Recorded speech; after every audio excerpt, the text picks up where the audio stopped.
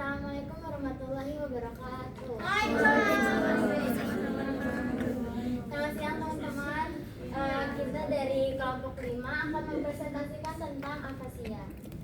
Perkenalkan, saya Salma Husna, saya Akila Najla, Saya Bincang Beno. saya Badila. Saya Anis Khair. Baik, selanjutnya kita akan menjelaskan apa itu afasia. Afasia itu adalah gangguan bahasa yang didapat bukan dari bawaan lahir, melainkan dia itu didapat setelah adanya gangguan atau kerusakan di sel-sel otak. Nah, tadi kan kelompok 1 itu udah ngejelasin tentang disleksia ya. Disleksia itu terjadi gangguan bahasa, di mana itu kejadian dari kecil, dari bawaan lahir.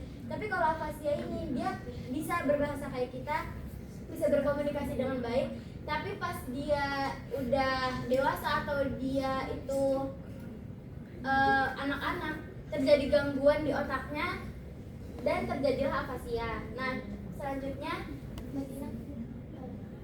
penyebab utama afasia itu biasanya ada stroke. Jadi biasanya orang-orang yang stroke itu memiliki kerusakan di bagian otaknya yang berfokus pada bahasa. Kerusakan ini biasanya terjadi pada jaringan area otak hemisfer kiri, termasuk area penting seperti area Broca dan Wernicke. Dapat juga terjadi sebagai sindrom neurogeneratif progresif yang disebut primary progressive aphasia. Selanjutnya akan dijelaskan oleh Kak Anis. Selanjutnya ada permasalahan yang terjadi pada penderita afasia. Yang pertama ada afasia pasca stroke menimbulkan kesulitan komunikasi yang bertahan lama. Maka dari itu, penyandang afasia tidak hanya sulit menyebut kata, tapi mereka juga kesulitan memahami, merespons orang yang diajak bicara juga, sehingga interaksi sosial dan kemandiriannya mereka tuh sedikit terhambat. Yang kedua, belum ada terapi farmakologis maupun stimulasi otak yang benar-benar standar untuk afasia. Hal ini tuh membuat pemulihan bahasa penderita afasia menjadi tantangan yang sangat besar karena penyembuhannya itu seringkali bergantung pada terapi wicara yang intensif dan tidak berfokus pada farmakologisnya. Lalu yang selanjutnya, afasia progresif premier atau disebut PPA menyebabkan penurunan kemampuan berbahasa secara bertahap, terutama dalam menemukan kata. Bisa di-highlight penurunan secara bertahap. Nah, penurunan secara bertahap ini semakin lama semakin memburuk dengan beriringnya waktu, sehingga pada akhirnya itu tuh dapat merembet pada kemampuan yang lainnya seperti berbicara, menulis, dan bahkan memahami bahasa dari lawan bicaranya. Oke, selanjutnya ada afasia agramatik kronis, yaitu sulit memahami dan memproduksi kalimat kompleks. Ini menyebabkan komunikasi mereka itu terbatas, patah-patah atau hanya kata kunci aja, kayak misal ada kakek-kakek terus terkena stroke, terus ditanya sama keluarga atau orang terdekatnya, kakek kemarin dari mana, sama siapa, terus dia hanya jawab kayak pasar sama ibu, jadi kayak cuma kata kuncinya doang. Terus ada afasia bilingual atau sulit berganti bahasa dan mengontrol bahasa sesuai konteks. Ini terjadi pada individu yang menguasai 2 bahasa atau lebih. Biasanya juga terjadi setelah cedera otak, sehingga penderita sulit beralih bahasa atau mengontrol bahasa sesuai dengan situasi. Lalu yang terakhir ada afasia kronis, sulit berpartisipasi dalam percakapan sosial. Nah, afasia kronis ini gangguan yang menetap dalam jangka yang panjang, sehingga penderita sulit ikut serta dalam percakapan sosial. Terus mereka biasanya tuh hanya memberi jawaban yang pendek atau sekedar mendengarkan saja, yang membuat mereka terbantah-bantah atau terbatas dalam komunikasi, sehingga mereka itu merasa kayak terisolasi dari lingkungan sekitarnya. Gitu. Oke, selanjutnya sudah jelaskan ya teman-teman saya bahwa ada permasalahan-permasalahan yang dialami oleh orang-orang yang mengalami afasia, dan dari sini kita merangkum dari jurnal-jurnal yang sudah kita cari dan kita berangkum bersama dan menemukan intervensi pada people with aphasia. Dan intervensinya itu ada terapi, dan terapi itu ada bermacam-macam. Yang pertama itu ada terapi wicara bahasa berbasis perilaku atau word retrieval treatment of underlying forms. Nah, terapi wicara ini itu apa? Terapi wicara ini dilakukan tatap muka atau via atau eye to eye dengan terapis wicaranya itu. Nah, fokusnya itu untuk membuat pasien ini bisa bicara, tetapi juga bisa memberi strategi kompensasi agar komunikasi sehari-harinya itu bisa lancar.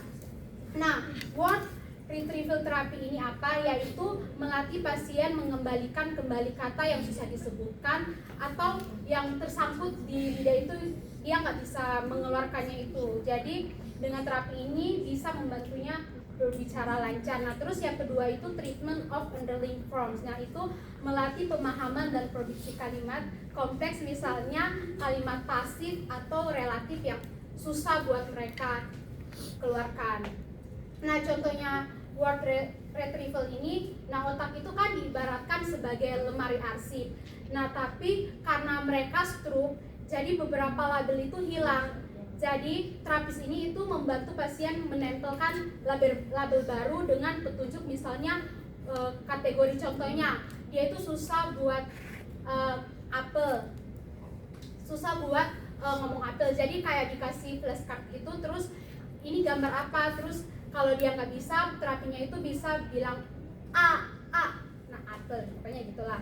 Terus yang kedua itu ada teknologi digital aplikasi. Nah, ini bisa dilakukan lewat smartphone, lewat komputer atau tablet. Jadi kayak tabletnya muncul di, contohnya gambar payung di HP, terus nanti dia itu disuruh ini itu gambar apa, jadi dia ngomong, terus kalau salah berarti aplikasinya ini otomatis kalau bilang kalau itu salah. Nah, yang ketiga itu ada farmakologi stimulasi otak atau TDC dan RTMS. Nah, intervensi ini mempersiapkan otak agar lebih siap belajar sebelum latihan terapi wicara. Bisa dilakukan dengan obat farmakologis atau stimulasi otak. Nah, TDC ini yaitu arus listrik yang sangat kecil 1 sampai 2 mA dialirkan lewat elektroda di kulit kepala untuk merangsang area bahasa seperti mengecas baterai otak. Nah, yang repeated differential magnetic stimulation yaitu alat coil magnet yang ditempelkan di kepala seperti denyut medan magnet berulang seperti mengatur ulang volume agar otak kiri atau pusat bahasa ini lebih dominan dibandingkan dengan kanan. Nah, manfaatnya itu agar membuat sel-sel otak lebih aktif dan mudah belajar ulang atau mempercepat pemulihan bahasa, terutama pada pasien afasia kronis. Selanjutnya adalah fungsi eksekutif dan terapi bilingual untuk pasien bahasa. Jadi latihan fungsi eksekutif ini lebih ke peningkatan kemampuan kontrol diri dan perencanaan kepada orang yang menderita afasia. Nah, selanjutnya terapi bilingual untuk pasien bahasa ini juga khusus untuk orang yang menderita afasia yang dia itu memiliki kemampuan lebih dari satu bahasa. Selanjutnya intensive language action therapy atau ILAT, yaitu metode terapi bicara dan bahasa yang intensif dan berorientasi pada tindakan atau aksi untuk membantu pasien dengan afasia. Dan terakhir ada afasia partnership training atau APT.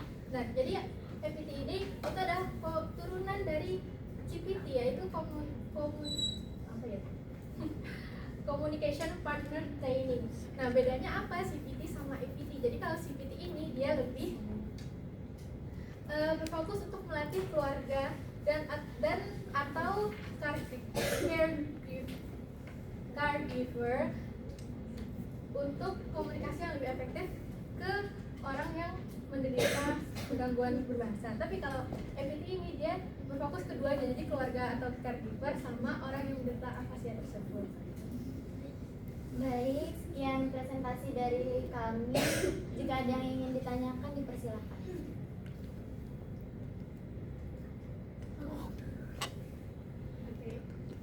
Aku ingin tanya, jadi kan kalian menjelaskan tentang afasia itu penyebabnya dari salah satu penyebabnya kan stroke. Nah, apakah afasia itu terjadi bisa terjadi Baik, sekian. Wassalamualaikum warahmatullahi wabarakatuh. Waalaikumsalam.